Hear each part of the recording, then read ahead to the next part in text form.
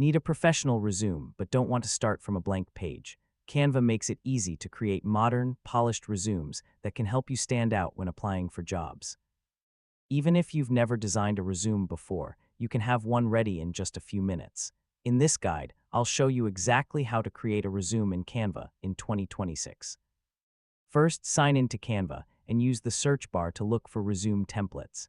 Canva offers hundreds of designs for different industries and experience levels. Next, browse through the available templates and choose one that matches your profession and personal style. Don't worry if it isn't perfect right away, because every section can be customized.